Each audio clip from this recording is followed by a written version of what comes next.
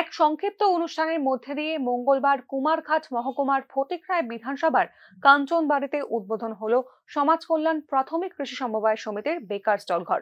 একই সঙ্গে কাঞ্চনবাড়িতে গ্রামীণ হাট নির্মাণের জন্য স্থাপন করা হলো ভিত্তিপ্রস্তর। কৃষি সমবায় সমিতি এই অনুষ্ঠানের আয়োজক। উপস্থিত ছিলেন স্থানীয় মন্ত্রী তথা স্থানীয় বিধায়ক সুধাংশু দাস, ঊনকোটি জেলা পরিষদের সভাধিপতি অমলেন্দু দাস, সমাজ কল্যাণ প্রাথমিক কৃষি সমবায় সমিতির সভাপতি বিমলেন্দু পাল সহ অন্যান্যরা। পালক আপনাদের মাথায় যুক্ত হয়েছে। এটা নতুন করে 10টি ভবন এবং গৃহ নির্মাণ করা হয়েছিল, তার আজ আমরা শুভ উদ্বোধন করেছি।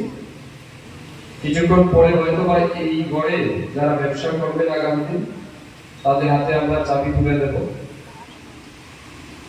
এটা কিন্তু এই এলাকার বেকার যুবক যুবতীদেরকে কর্মসংস্থানের দিকে এগিয়ে যাওয়ার যেমন একটা সহায়ক হবে, অপরদিকে তাদেরকে প্রকৃতপক্ষে উৎসাহিত করার একটা কিন্তু গুরুত্বপূর্ণ উদ্যোগ এই সমাজ কল্যাণ প্যাক্স বা সংস্থা গ্রহণ করেছে।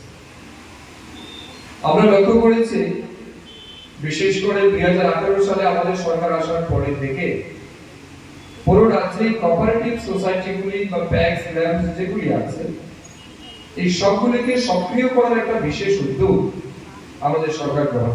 এদিন ফলক উন্মোচন এবং ফিতে কেটে জাতীয় সমবায় উন্নয়ন নিগম ও রাজ্য সরকারের সহযোগিতায় সুসংহত সমবায় বিকাশ প্রকল্পে নির্মিত 10টি স্টল ঘরের উদ্বোধন করেন মন্ত্রী সুধাংশু দাস।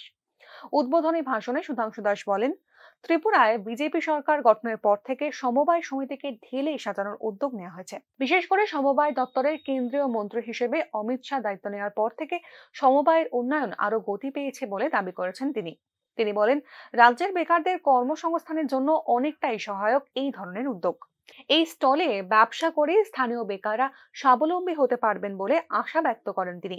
এই ভবন নির্মাণে ব্যয় হয়েছে 45 লক্ষ টাকা।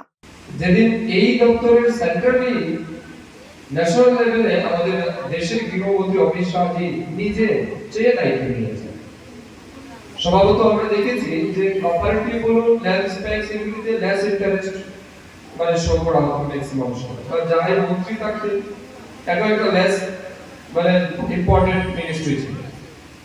কিন্তু যেই না মাত্র আমাদের দেশের গৃহমন্ত্রী অমিত শাহ জি এটা হাতে নিয়েছেন, এবং আমরা দেখেছি গত বছর প্রায় পুরো দেশের সমস্ত যারা প্যাক্স ল্যাম্পসের সাথে যুক্ত আছেন, তাদের ম্যানেজার বলুন, চেয়ারম্যান বলুন বা তাদের ম্যানেজিং বোর্ড ডাইরেক্টর, তাদের সবাইকে নিয়ে দিল্লিতে ডেকে একটা বড় আকারের প্রোগ্রাম তিনি করেছেন, এবং তাদের প্রত্যেকটা প্যাক্স গুলিকে ঢেলে সাজানোর জন্য অর্থ বরাদ্দেরও কিন্তু ব্যবস্থা আমাদের সরকার গ্রহণ করেছে।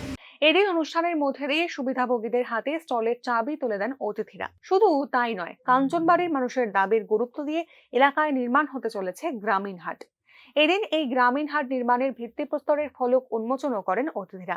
কুমারঘাট থেকে জনি ভট্টাচার্যের রিপোর্ট, নিউজ নাও।